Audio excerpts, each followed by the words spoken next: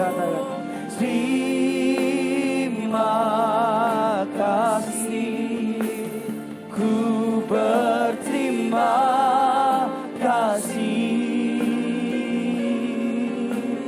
buat kasih setiamu di dalam hidup. Mari biar setiap jemaat Tuhan sama-sama angkat tanganmu dimanapun kau berada. Katakan terima kasih Tuhan. Haleluya. Terima kasih buat kasih setiamu.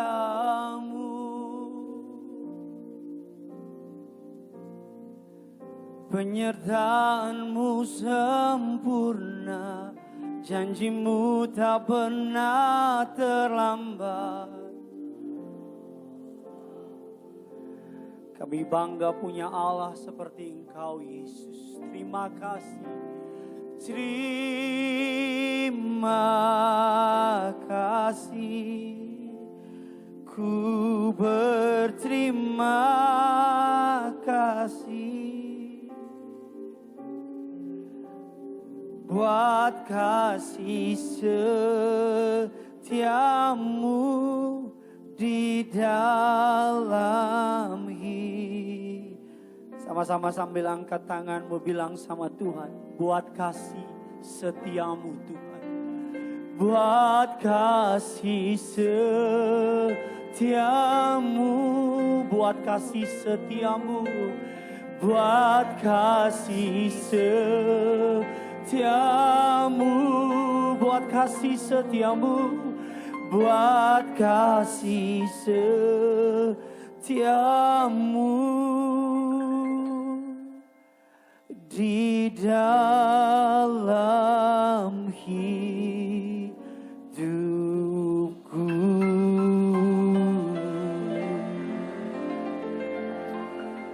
Bersama-sama kita kasih tepuk tangan yang luar biasa bagi Tuhan kita. Sama-sama tundukkan kepalamu, kita bersatu di dalam doa. Bapa di dalam surga, di dalam nama Tuhan kami Yesus Kristus, kami berterima kasih. Kami akan mengakhiri bulan Oktober, kami akan masuk bulan November, bulan yang baru. Kami tidak mau terburu-buru mengatakan 2020 tahun yang buruk, tahun yang sangat mengerikan. Karena sisa 2 bulan Tuhan dapat mengubah semua hal yang buruk menjadi berkat. Kami percaya Tuhan lebih dari cukup 2 bulan untuk mengangkat setiap kami. Kami percaya Tuhan akan membawa kami menutup tahun 2020 dengan mukjizat. Tahun 2020 dengan rahmat pertolongan Tuhan. Kami akan melihat 2021 berkat pemeliharaan Tuhan ada dalam hidup kami. Terima kasih sekalipun kami melewati masa pandemi, tapi pemeliharaan-Mu luar biasa nyata. Terima kasih sekalipun kami melewati badai kehidupan, tapi kasih setiamu tidak pernah lalu dalam hidup kami. Terima kasih untuk setiap jemaat Tuhan yang boleh hadir. Terima kasih untuk setiap tim pujian penyembahan yang Tuhan boleh pakai untuk menarik hadirat-Mu di tengah-tengah kami. Pakai juga hamba-Mu untuk boleh menjadi berkat. Urapi dia Tuhan, tahirkan, mampukan, layakkan, pelengkapi. Untuk boleh menjadi saluran berkat bagi jemaat-Mu di tempat ini. Taruh perkataan-Mu dalam perkataannya. Taruh isi hati-Mu dalam hatinya. Agar siapapun mereka yang hadir pada siang hari ini tidak sama waktu mereka pulang. Mereka pulang bawa berkat. Mereka pulang bawa mukjizat.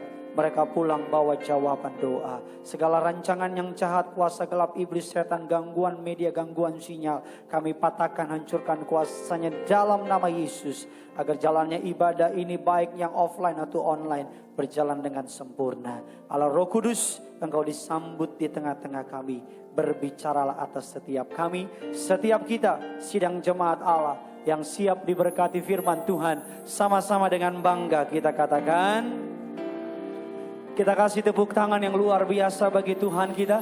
Silakan duduk kembali saudara. Haleluya, puji Tuhan. Suatu kehormatan buat saya bisa kembali melayani saudara pada siang hari ini. Terima kasih kepada Tuhan Yesus untuk kesempatannya. Saya boleh melayani saudara. Terima kasih kepada Gembala Sidang Gereja Tiberias Indonesia, Bapak Pendeta Dr. Yesaya Pariaji bersama dengan Ibu Pendeta Darniati Pariaji. Terima kasih untuk kehadiran jemaat boleh memenuhi gereja Tuhan di tempat ini. Terimalah salam dari mimbar ini. Shalom Tiberias. Masih belum semuanya di lantai 2, lantai 3, lantai 4. Shalom Tiberias. Apa kabar semuanya saudara? Tuhan Yesus itu baik, amin. Saya boleh melihat tangan-tangan yang diberkati Tuhan Yesus, bisa angkat tangan saudara. Boleh kasih tepuk tangan dulu yang luar biasa bagi Tuhan kita saudara. Soundnya rada sedikit begitu. Saya nggak ngerti gimana tapi kurang. Oke, kita buka kebenaran firman Tuhan saudara. Sebelum kita memulai kebenaran firman Tuhan, saudara yang bawa Alkitab, mari sama-sama kita angkat Alkitab kita tinggi-tinggi saudara. Saudara yang HP-nya ada Alkitab, jangan malu-malu, angkat HP saudara tinggi-tinggi. Mari sama-sama angkat Alkitabmu tinggi-tinggi saudara. Sama-sama ikuti doa saya. Dalam nama Tuhan Yesus Kristus, aku percaya Alkitabku ini adalah firman Allah yang hidup. Aku adalah sama seperti yang difirmankannya. Aku adalah sama seperti yang dijanjikannya. Aku yang terima firman Tuhan, hidupku tidak akan sama lagi. Yang percaya kita katakan amin, haleluya saudara. Keluarkan pulpen saudara, keluarkan catatan saudara. Kita akan sama-sama belajar lebih dalam lagi akan kebenaran firman Tuhan. Tema khotbah saya pada siang hari ini masih dalam serial khotbah hidup di dalam pengurapan. Alkitab katakan ini bagian yang ketiga. Saudara yang ingin melihat bagian pertama dan kedua, saudara yang tidak sempat mengikuti, saudara bisa melihat ada begitu banyak YouTube channel. Di dalam channel YouTube ada banyak jemaat menaruhnya saudara. Sedikit merecap saudara bagian yang kedua. Karena minggu lalu saya membahas bagian yang pertama. Bagian yang kedua saudara dikatakan bahwa nomor yang keempat bicara mengenai pengurapan. Ketika Tuhan mengurapi kita, maka yang tidak mungkin menjadi mungkin. Katakan amin saudara. Sama-sama bilang sama saya, ketika Tuhan mengurapi saya. Kurang semangat Tiberias Gading Nias, ketika Tuhan mengurapi saya. Yang tidak mungkin menjadi mungkin. Katakan amin. Apapun yang tidak mungkin bagi saudara. Mungkin saudara berkata tidak mungkin pendapatanmu bisa mengalami pendapatan yang luar biasa baik di masa pandemi ini. Mungkin saudara berkata tidak mungkin untuk achieve target di masa pandemi ini. Mungkin saudara berkata tidak mungkin dapat mempertahankan bisnis di masa pandemi ini. Tapi apa yang tidak mungkin bagi mereka yang tidak punya Yesus berbeda dengan saudara yang punya Yesus. Katakan amin. Karena Yesus adalah faktor X. Karena Yesus adalah pembeda. Karena Yesus adalah game changer. Ketika saudara punya Yesus, yang tidak mungkin buat saudara menjadi mungkin bagi nama Yesus. Yang percaya kasih tepuk tangan dulu buat Tuhan kita saudara. Yang kedua, bagian yang kelima, kita bicara mengenai pengurapan. Yang pertama dikatakan bagian keempat, ketika Tuhan mengurapi kita, yang tidak mungkin menjadi mungkin. Bagian yang kelima, ketika Allah mengurapi hidup saudara. Ketika Allah mengurapi saudara, maka saudara diurapi untuk menjadi berkat bagi orang lain. Sama-sama bilang sama saya, Tuhan urapi saya agar saya menjadi berkat. Saudara bisa lihat saya ke depan, tidak semua yang Tuhan beri sama saudara. Pekerjaanmu, hartamu, jabatanmu, pengaruhmu, kemampuanmu, semua yang Tuhan beri sama saudara bukan tentang saudara. Semua yang Tuhan beri kepada saudara adalah supaya melalui saudara orang dapat mengalami berkat yang Tuhan beri sama saudara. Kabar baiknya kalau saudara mau memakai berkat yang Tuhan beri untuk menjadi berkat buat orang lain, saudara akan makin terus dipercaya oleh Tuhan. Katakan amin. Saya mau bilang sama saudara, Tuhan mengajarkan kita ini bukan owner atas hidup kita. Kita ini adalah stewardship. Perbedaan antara ownership dengan stewardship. Apa Pak Pendeta? Ownership adalah kepemilikan. Ada banyak orang berpikir rumahnya punya dia. Benar-benar punya dia. Ada banyak orang berpikir hartanya sepenuhnya milik dia. Saudara saya harus pahami bahwa saudara dan saya bukan owner. Saudara dan saya adalah steward. Saudara dan saya adalah pengelola. Sama-sama bilang sama saya, Tuhan ownernya. Sama-sama bilang sama saya cuma pengelola. Saya berdoa saudara mengerti maksud Tuhan ini. Karena ada dua tempat di Israel yang sangat terkenal. Namanya Laut Mati Dan kedua namanya Danau Tiberias. Danau Tiberias adalah pusat kehidupan bagi bangsa Israel. Danau Tiberias adalah pusat air bagi bangsa Israel. Di Danau Tiberias ada begitu banyak kehidupan. Ribuan kehidupan di Danau Tiberias. Kenapa? Karena Danau Tiberias menerima air dari tempat di luar. Dari sungai Yordan, dari laut di sekitarnya. Dan Danau Tiberias mengalirkan airnya kepada tempat-tempat yang lain. Melalui Danau Tiberias, air yang diterima Danau Tiberias menghidupi seluruh orang di Israel. Apa perbedaan Danau Tiberias dengan Laut Mati? Laut Mati hanya menerima. Laut Mati hanya menerima, tidak membagi kemana-mana. Makanya di Laut Mati tidak ada kehidupan. Karena di Laut Mati mengalami pembusukan. Begitu juga dengan kita. Ketika apa yang Tuhan beri sama saudara, saudara hanya habiskan untuk dirimu sendiri, cepat atau lambat, saudara akan mengalami pembusukan. Maka ketika saudara menerima barang, kita berkata terima kasih. Terima kasih. Kayaknya nggak yakin sama omongan saya. Terima kasih. Tuhan kasih saudara berkat, saudara terima, saudara nikmati. Setelah Tuhan bilang suruh kasih, kasih. Jangan takut kalau engkau berani jadi dispensernya Tuhan. Jadi saluran berkat Tuhan. Alkitab katakan engkau tidak akan pernah mengalami kekurangan. Karena Tuhan akan memberkati engkau berkelimpahan. Yang keenam, kita masuk lebih lagi. Dalam setiap tantangan yang baru, saya memerlukan pengurapan yang baru.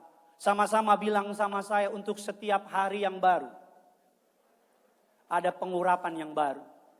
Pengurapan Tuhan diberikan bagi saudara dan saya day by day. Allah tidak memberi pengurapan bagi saudara berdasarkan Alkitab katakan, berilah pada hari ini makanan kami yang secukupnya.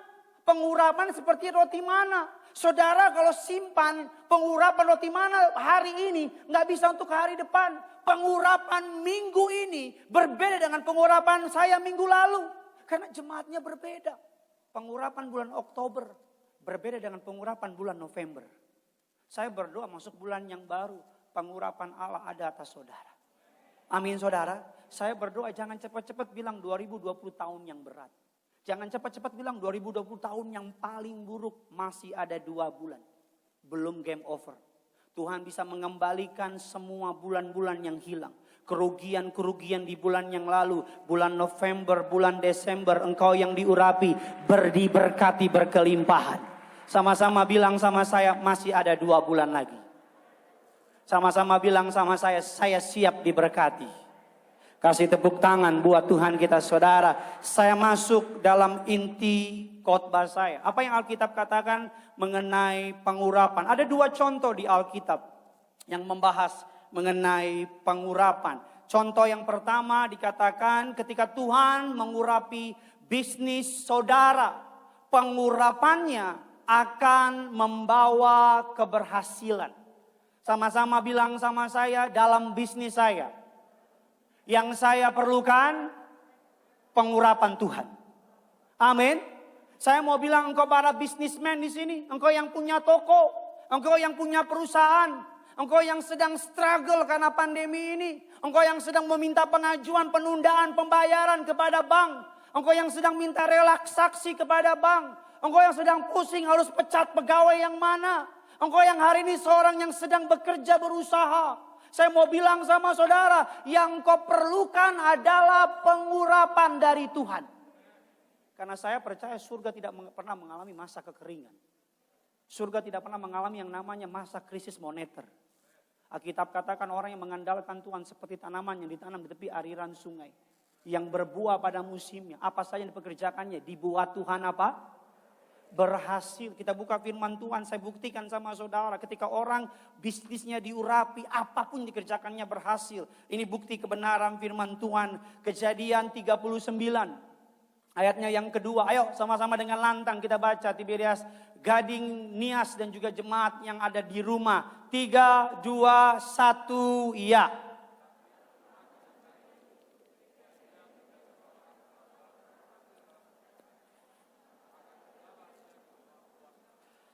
Saya minta tolong sama saudara ganti nama Yusuf dengan nama saudara. Siap? Yuk sama-sama kita baca 1, 2. Saudara ngerti kan? Saya nggak yakin lihat muka saudara soalnya. Ada yang Ganti nama Yusuf dengan nama saudara. Baca dengan lantang seakan-akan ayat ini buat saudara.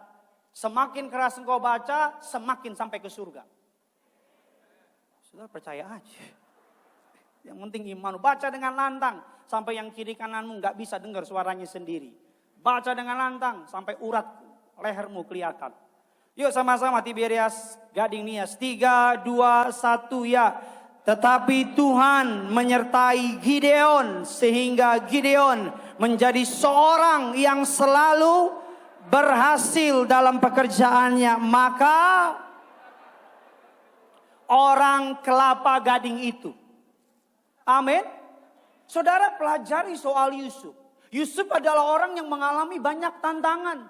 Yusuf dalam kehidupannya banyak dibenci.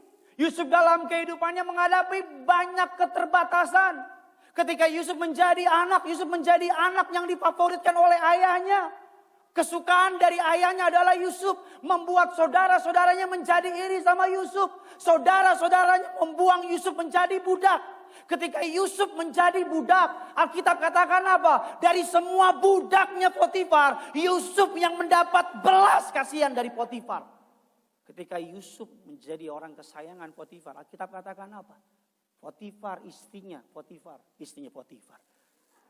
Istrinya dari, itulah, Tante Poti, goda Yusuf. Yusuf menolak, Alkitab katakan apa? Yusuf difitnah jadi narapidana. Saya pengen saudara lihat. Ketika Yusuf jadi anak teladan. Selalu mendapat kemurahan Tuhan. Papanya sayang banget sama Yusuf.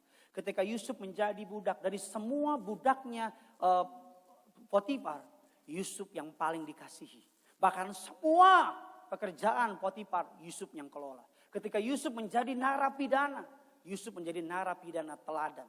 Alkitab katakan pegang kunci penjara, Yusuf yang pegang. Ketika Yusuf jadi abdi negara, pejabat negara, Yusuf menjadi pejabat teladan. Apa yang mau saya bilang?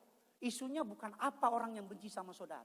Isunya bukan orang yang gak suka sama saudara. Orang boleh fitnah saudara. Orang boleh jatuhin saudara. Orang boleh singkirin saudara. Orang boleh tutup bisnis saudara. Orang boleh buka toko depan toko saudara. Tapi kalau engkau hidup di dalam pengurapan, berkat Tuhan tidak dapat di cancel sama saudara dan saya. Kasih tepuk tangan lebih besar lagi buat Tuhan kita. Sama-sama bilang sama saya diurapi Tuhan. Amin. Saya mau bilang sama saudara, bukan perusahaanmu yang memberkati engkau. Bukan karena engkau kerja di perusahaan yang besar, maka engkau diberkati. Bukan karena bosmu yang membuat engkau diberkati. Bukan karena tokomu di tempat yang strategis membuat engkau diberkati. Tapi karena Tuhanmu mengasihi engkau. Makanya jangan lagi bilang, Pak Pendeta, tolong doain saya dipindahkan dari tempat yang basah ke tempat yang kering. Memang kau tinggal di mana? Samping kali. Kalau engkau pun ditaruh di padang gurun dengan pengurapan dari Tuhan, padang gurun Tuhan ubah jadi taman Eden yang berlimpah susu dan madu.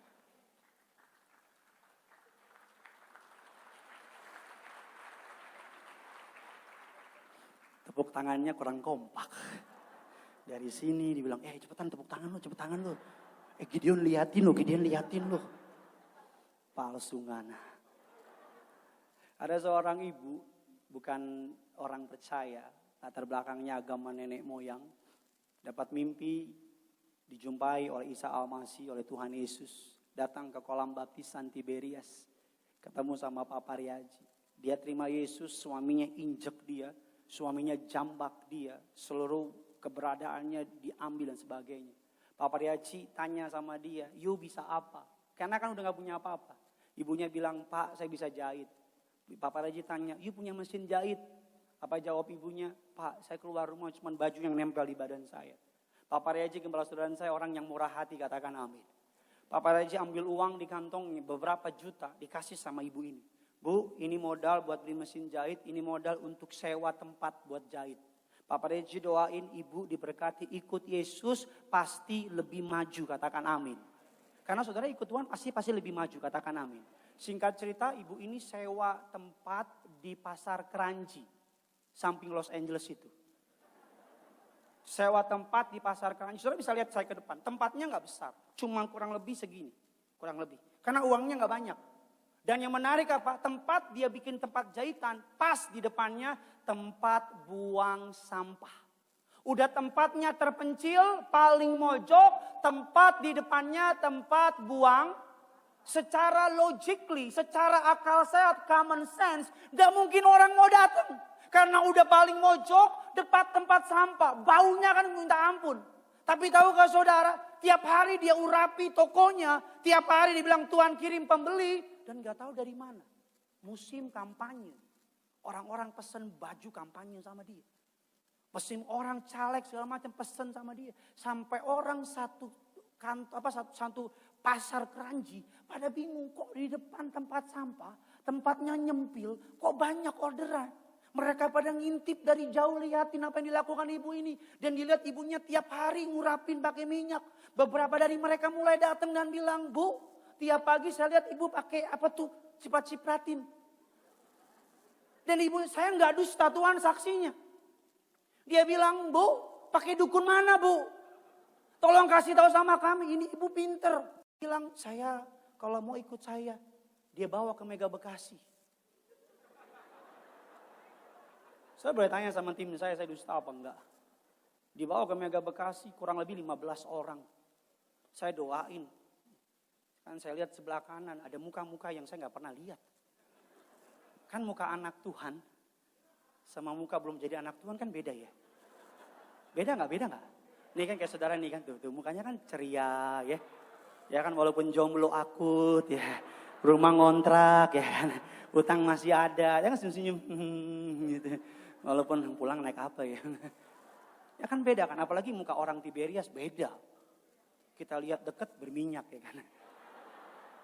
Ya kan, orang Tiberias, saya kalau di food court nih, lihat ada orang doa-doa begini, Tiberias. Karena hanya jemaat Tiberias yang doa begini-gini. Kalau ada orang pimpin doa, tolak ini, Tiberias. Pokoknya kalau udah tolak, pasti Tiberias. Saya curiga jangan-jangan yang punya tolak angin orang Tiberias.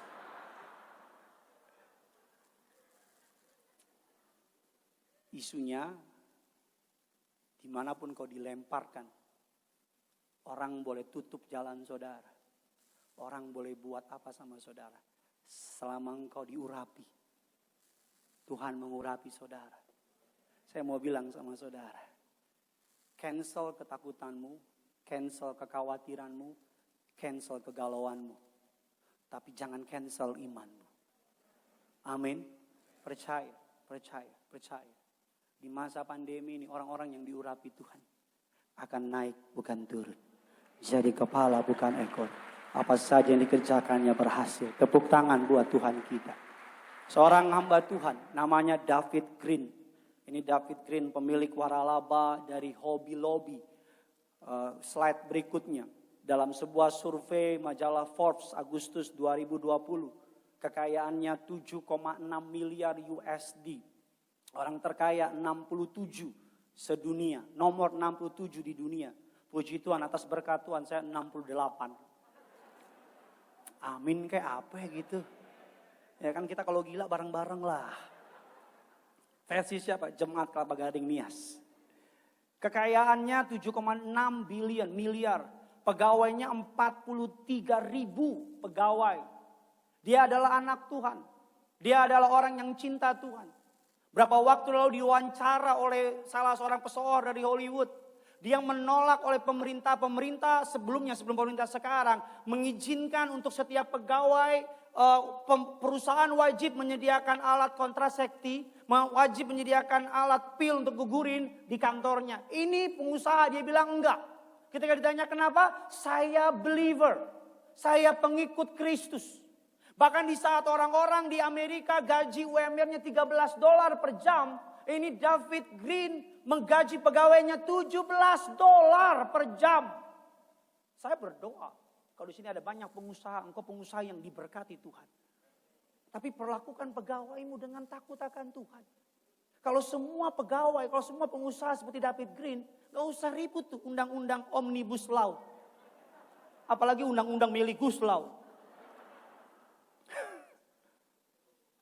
David Green ketika ditanya apa kunci keberhasilan, saya dengar saya baik-baik. Ketika ditanya apa kunci keberhasilannya, dia bilang demikian, saya diberkati sama perkataannya. Tuhan yang saya sembah di hari Minggu harus sama dengan Tuhan yang saya sembah di hari Senin, Selasa, Rabu, Kamis, Jumat, Sabtu. Ada orang Kristen, hari Minggu Tuhannya Yesus. Nyanyi dengan semangat, mas perak dan permata tiada artinya. Sampai malaikat lihat dari surga. Kata malaikat aja minder lihat dia. Malaikat bilang, gila nih kalau mati Yesus yang jemput nih katanya. Saking kudusnya. Jangan ketawa buat lu. Ketawa-ketawa orang ngana yang kita omongin. David Green. Dia menanamkan nilai-nilai kekristenan. Ada seorang pengerja kita, koordinator di salah satu cabang namanya Ibu Ruth. Membangun sebuah pekerjaan kontraktor bangun. Dalam kesaksiannya di masa pandemi ini ada 4 kontraktor, salah satunya dia. 3 kontraktor ini saudara menurunkan spesifikasi bangunannya. Mereka kerjasama supaya besi yang dia bangun supaya kopong karena untungnya lebih besar, cuannya lebih besar. Singkat cerita Ibu Ruth ini anak Tuhan, dibilang enggak. Berkat Tuhan yang menjadikan kaya, susah payah tidak menambahinya. Amin. Singkat cerita ketika semua bangun, Ibu Ruth tetap membangun dengan apa yang Tuhan perintahkan. Karena dia megang nilai-nilai kekristenan. Apa yang terjadi ketika ingin penyerahan oleh yang namanya pemilik dari apartemen. Pemilik apartemennya nggak tahu dari mana tiba-tiba bisa bilang demikian, saya mau cek. Sebelum saya bayar, kita lihat dulu spesifikasi bangunannya. Beberapa besi yang dibangun oleh kontraktor yang lain dibelah dan ketahuan. Yang dibangun oleh 3 kontraktor yang lain dibelah, dalamnya kopong. Ngamuk besar bosnya. Yang dibangun oleh anak Tuhan, pengerja Tiberias ini, Ibu Ruth. Penuh karena dia jujur. 3 kerjaan kontraktor ini dilimpahkan kepada Ibu Ruth. Dapat 4 bagian. Amin. Saya mau bilang, belajar jujur. Belajar hidup benar. Kalau engkau pengusaha, takutlah akan Tuhan, bukan takutlah akan orang. Sepi banget ya. Nggak ada orang di sini nih. Shalom Tiberias. Sepi memang, susah ngomong ini. Ya Pak Pendeta jujur-jujur. Boro-boro cari yang halal Pak Pendeta, yang haram aja susah sekali. Pak Paryaji ngajar kita para jemaat jujur. Karena kejujuran menyangkut pintu surga. Sekaya apapun engkau nggak dibawa mati. Oke, kita berjaman kudus yuk. Memang. Sudah kayak salah masuk jadwal kayaknya saudara. Kayak saudara masuk sesi terakhir Alex aja kayaknya lebih cocok saudara. Ayo. Kejujuran dalam masa singkat rugi. Tapi dalam masa yang panjang in long term akan membawa keuntungan. Seorang jemaat kita disuruh oleh bosnya untuk melakukan yang tidak benar. Dia menolak. Ini kesaksian Tuhan saksi. Yang dia menolak. Bosnya pecat dia karena dianggap gak bisa kerjasama. 3-4 bulan gak dapat pekerjaan. Rugi kan? Kayaknya susah kan? Kompetitor dari perusahaan tempat dia pecat, hire dia. Dia di-hire oleh kompetitor tempat dia dipecat. Dan berapa bulan kemudian kompetitornya itu makin besar. Berganti waktu kompetitor mengakuisisi tempat dulu dia bekerja dan dipecat. Apa yang terjadi? Bosnya karena lihat dia pernah kerja di perusahaan itu dan tahu orang jujur, bosnya memberi perusahaan itu untuk dia jalanin. Orang yang dulu pecat dia jadi anak buah dia. Tuhan bisa putar balikin hidupmu. Kalau engkau mau berani bayar harga ikut Tuhan. Engkau mau sungguh-sungguh ikut Tuhan, benar sama Tuhan. Tinggal tunggu tanggal mainnya. Di bioskop kesayangan Anda. Kasih tepuk tangan buat Tuhan kita saudara. Ini sesi yang ke-6. Semua sesi tadi juga pada diem semua saudara. Yang makin lama diem itu pengusaha dia. Dia bilang, Pak Pendeta, di gereja beda sama di luar. Yang kedua, ketika kita Tuhan mengurapi tubuh kita, maka pengurapannya akan membawa kesembuhan. Ketika Tuhan mengurapi bisnis saudara, maka bisnis saudara akan mengalami keberhasilan. Katakan amin. Prinsip yang sama terjadi dalam tubuh saudara. Ketika tubuh saudara diurapi oleh Tuhan dengan minyak kudusnya, maka apapun sakit penyakit saudara akan mengalami kesembuhan. Katakan amin. Saudara mungkin bertanya sama saya, Pak Pendeta, bukankah kita bisa berdoa dengan tanpa minyak? Saya menjawab sama saudara dengan ayat ini, Markus 6 ayat yang ke-13. Biar saudara tahu perlu apa tidak dengan minyak. Saya tahu saudara bisa berdoa dengan nama Yesus, saya tahu. Tapi bukankah kita lebih baik kita meniru apa yang Yesus ajarkan? Alkitab katakan ada orang tanya sama saya, Pak Pendeta, baptis selam apa baptis percik? Daripada debat teologi saya tanya, Yesus diselam apa dipercik? Kalau orang bilang diselam ya udah, tapi Pak Pendeta di tempat saya di padang gurun gak ada air, ya udah baptis pakai pasir. Gak usah repot, ikutin aja Yesus. Markus 6 ayatnya yang ke-13 mengatakan demikian. Yuk sama-sama kita baca. 3, 2, 1, ya.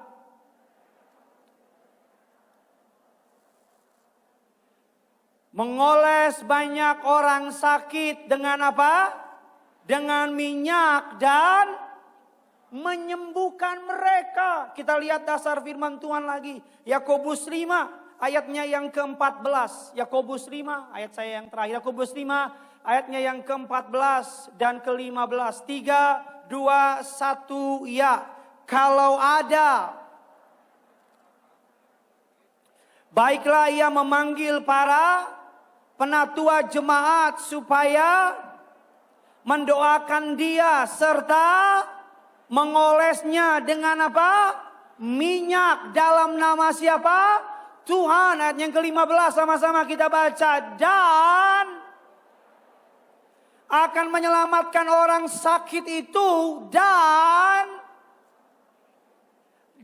jika ia telah berbuat dosa maka saudara mau melawan firman Tuhan. Alkitab katakan jikalau ada di antara kamu yang sakit. Bahasa aslinya sakit ini bukan hanya sakit secara fisik. Sakit apapun. Ekonomimu sakit, mentalmu sakit, kesehatanmu terganggu, apapun itu. Baiklah ia memanggil para penatua jemaat. Supaya mereka mendoakan dia serta mengolesnya dengan apa? Minyak dalam nama Tuhan. Dan dikatakan ayat yang ke-15, dan doa yang lahir dari iman. Jadi mengoles minyak dalam nama Tuhan Yesus, doa lahir dari iman. Ini paketnya. Kalau saudara cuma pakai minyak, gak pakai nama Yesus, gak bisa. Saudara berdoa dalam nama Yesus, doa rapi minyak dalam nama Yesus dengan iman, mukjizat terjadi. Katakan amin. Saya pelajari ada 3 penyebab Tuhan izinkan sakit penyakit terjadi dalam hidupkan orang Kristen. Saya harus cepat karena tim pembawa papan udah muncul. Ya sudah, dia mau angkat gini. Tulisannya I miss you Gideon. Saya jawab najis. Jangan lupa tengah minggu ini ada ibadah tengah minggu jam 5 sore teman saya Bapak Pendeta Markus Mercio Patinama.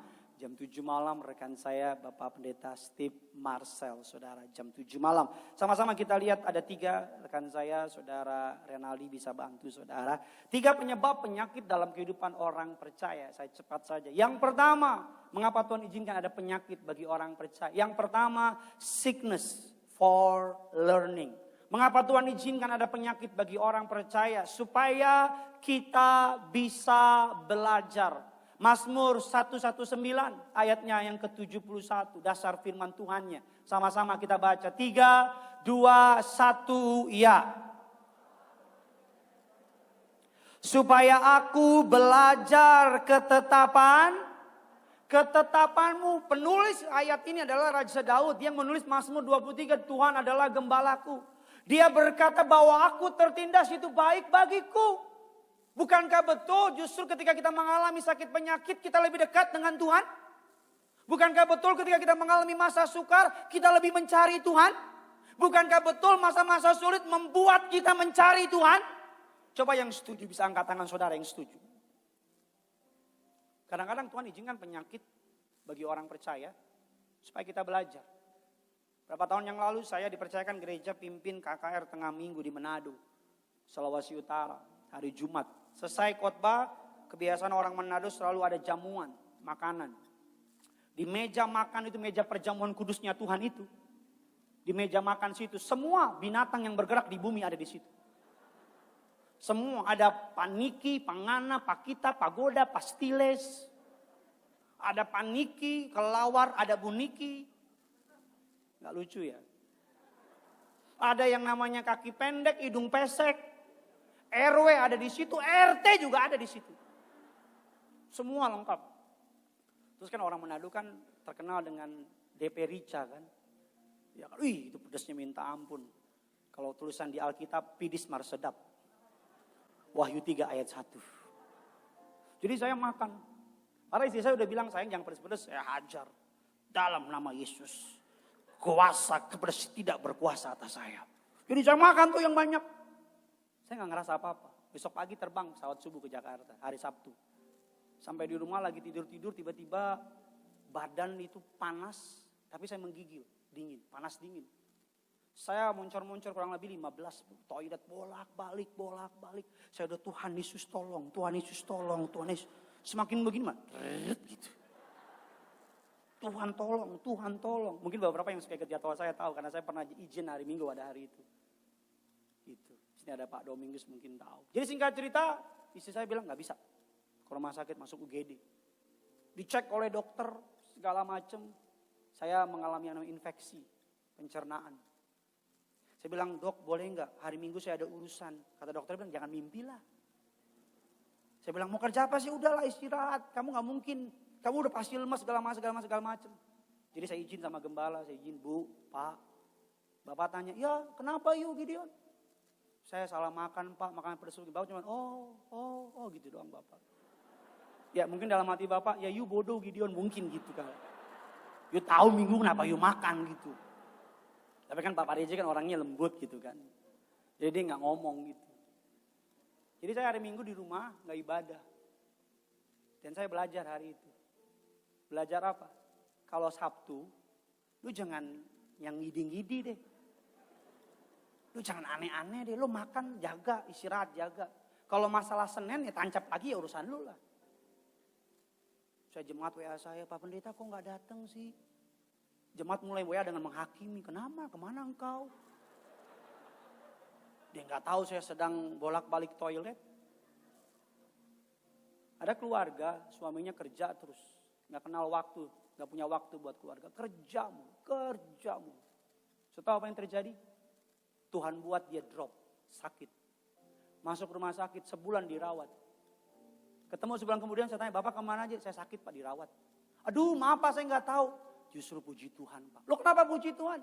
Karena saya dirawat di rumah sakit, saya punya waktu buat istri, buat anak. Harusnya 2 minggu saya boleh pulang. Tapi saya minta mau rumah sakit karena di cover asuransi saya bikin jadi 1 bulan. Biar istirahat. Saya mau bilang jangan otakmu tuh jangan kerja mulu gitu. Ini libur panjang nanti nih. Kamis, Jumat, Sabtu. Awas lu gak gereja lu. Enggak, gue gak bercanda. Gue salibkan lu. Kamis, Jumat, Sabtu jalan-jalan boleh. Minggu apa? Makan mie boleh. Minggu apa? Mau ke puncak boleh. Puncak Gunung Everest juga boleh. Tapi apa? Gereja, jangan lupa jam 2 siang. Iya. Ada orang Natal buka toko, Pasca buka toko, Lebaran buka toko, nanti neraka dia buka toko juga. Toko cabang neraka. Yang kedua kita cepat saja. Mengapa Tuhan izinkan sakit penyakit terjadi bagi orang percaya? Yang pertama untuk kita belajar. Yang kedua Tuhan izinkan sakit penyakit supaya kita dapat meninggalkan tubuh fana kita. Saya pernah mendoakan seorang oma-oma 82-85 tahun, saya lupa tepatnya. Saya bilang, Oma saya doa ya. Dalam nama Yesus Oma panjang umur, cepet tahun. Pak Pendeta nyanda. Lo kenapa? Jangan gak usah cepet tahun, gak usah. Lo kenapa Oma? Ya sudah biar juga katanya. Kapanpun Tuhan panggil Oma pasti siap sudah katanya. Lo kenapa Oma? Oma pe cucu so gede-gede. Oma pe anak sudah pada maju. Oma capek di bumi. Saudara pengen selamanya di bumi. Saya mah gak mau bayar listrik. Di surga gak ada pakai token. Mati. Kenapa nih Petrus? Lu belum bayar, nggak ada. Nggak bayar iuran warga, cicilan mobil, cicilan rumah. Kita katakan demikian 2 Korintus 5 ayatnya yang keempat. Sebab selama masih diam di dalam kemah ini, kita mengeluh oleh beratnya tekanan. Karena kita mau mengenakan pakaian yang baru itu tanpa meninggalkan yang lama. Supaya yang panah itu ditelan oleh siapa? Rasul Paulus berkata, tubuh kita tuh pengen mengenakan tubuh kemuliaan. Yang terakhir, sickness for bringing glory to God. Mengapa Tuhan izinkan sakit penyakit bagi orang percaya? Untuk membawa kemuliaan bagi nama Tuhan. Yohanes 11 ayat yang keempat, ayat saya terakhir. Ketika Yesus mendengar kabar itu, ia berkata, penyakit itu tidak akan membawa kematian. Sama-sama kita baca. Tetapi sebab oleh penyakit itu anak Allah akan apa? Dimuliakan. Ini yang menjadi bagian bagi jemaat gereja Tiberias Indonesia. Bagi setiap orang percaya. Kalau hari ini engkau punya penyakit, engkau datang minta doa sama pendeta. Karena lagi keadaan pandemi ini engkau bisa ambil minyak tumpang tangan. Berdoa dengan iman percaya dalam nama Yesus. Doa yang didoakan dengan yakin. Doa orang benar. Bila didoakan dengan yakin sangat besar kuasanya. Amin saudara. Sangat besar kuasanya. Apapun sakit penyakitmu hari ini, ambil minyak tumpang tangan. Dalam nama Yesus, tubuhku bait Allah, tubuh orang benar. Sakit penyakit tidak punya kuasa atas tubuhku. Amin. Perkatakan iman. Penyakit, kenapa penyakit bisa memuliakan nama Tuhan? Karena ketika engkau sakit, kau mengalami kesembuhan. Kakak saya divonis dokter, ada tumor dalam kandungannya. 3-5 cm. Vonis dokter di Singapura, di Jakarta harus diangkat kandungannya. Kakak saya ketemu sama Pak Pariaji, minta doa, kasih perjamuan, kasih minyak urapan. Seluruh keluarga besar kami tadinya nggak percaya sama pelayanan Tiberias. Tadinya mereka memandang remeh. Tadinya mereka menganggap kami salah pindah ke Tiberias. Tahukah saudara, ketika kakak saya masuk ruang operasi, semua keluarga besar, tulang, nan tulang, pokoknya kumpulan, pomparan, opung, tumanggu, simanjuntak, sedunia ada di situ. Ketika kakak saya dicek oleh dokter, tumor yang di kandungannya, yang tadinya ada, tidak ada sama sekali. Ketika dokter bilang, Bu, tumornya dicari nggak ada. Loh kok bisa? Itulah dia. Mungkin Tuhan buat mukjizat. Mulai malam itu, mulai hari itu, seluruh keluarga besar kami percaya kuasa minyak dan anggur. Percaya kuasa Tuhan. Yang terakhir, kenapa melalui sakit penyakit nama Tuhan bisa dipermuliakan? Ketika engkau mengalami sakit penyakit dan Tuhan gak sembuhkan engkau, tapi engkau tetap datang ke gereja, engkau tetap cari Tuhan, engkau tetap mengucap syukur, engkau tetap tidak meninggalkan imanmu kepada Yesus. Sampai orang-orang bertanya-tanya dan berkata, bukankah dia sakit? Tapi kok dia tetap ke gereja? Bukankah dia divonis dokter ada ini? Kok dia tetap datang cari Tuhan? Iman ketika doa kita tidak dijawab dan kita tetap memuji Tuhan akan membuat orang memuliakan nama Yesus. Saya tutup cerita saya dengan kesaksian gembala sidang saudara saya pendeta Pariaji. Bapak Pariaji pernah mendoakan seorang keturunan dari Padang. Keluarga prominent family. Long story short, Bapak Pariaji doa supaya orang Padang ini sembuh. Bapak Pariaji doa supaya orang Padang ini, berminggu-minggu beliau berdoa supaya orang Padang ini sembuh. Tahukah saudara? Bahkan selevel gembala sidang Bapak Pendeta Dr. Yesaya Pariaji. Tuhan menjawab bukan berdasarkan apa yang Bapak mau. Tuhan menjawab berdasarkan apa yang Tuhan mau. Beberapa waktu kemudian orang Padang ini bukannya sembuh malah meninggal. Pak Pariaji berargumen dengan Tuhan dan bilang, Tuhan, bukankah lebih baik kalau orang ini yang sakit sembuh dan orang ini sembuh, keluarganya lihat dan mengalami Yesus dan mereka dibaptis dan diselamatkan. Tapi Tuhan bilang apa sama Pak Pariaji? Pergi ke rumah sakit. Terus Pak Pariaji bilang, Tuhan, bukankah kalau orang Padang ini sembuh sebagainya, pergi ke rumah sakit. Sampai di rumah sakit, saksi ini memberkati saya. Sampai di rumah sakit, keluarganya cerita. Keluarga lagi pada nangis dalam sukacita. Kenapa? Karena anak-anaknya, cucu dari orang Padang itu yang meninggal. Sebelum meninggal, mata jasmani mereka dicelikan oleh Tuhan. Melihat banyak kumpulan malaikat. menjaga rumah sakit itu hendak menjemput bapaknya, kakeknya untuk ke surga. Melalui penglihatan itu, banyak keluarganya orang Padang itu terima Yesus. Dan ini yang memberkati saya. Tuhan bilang sama Pak Pariaji, Pak Pariaji, mukjizat terbesar dalam dunia ini bukan sakit sembuh. Tapi mukjizat terbesar dalam dunia ini, namamu tercatat dalam kitab kehidupan. Itu mukjizat terbesar. Ketika engkau mati, dijemput oleh malaikat. Amin. Saya doa, engkau generasi minyak dan anggur, namamu dan namaku tercatat dalam kitab kehidupan. Keluargamu dan keluargaku berkumpul di bumi, berkumpul di surga. Tutup Alkitab kita, kasih tepuk tangan yang luar biasa bagi Tuhan kita.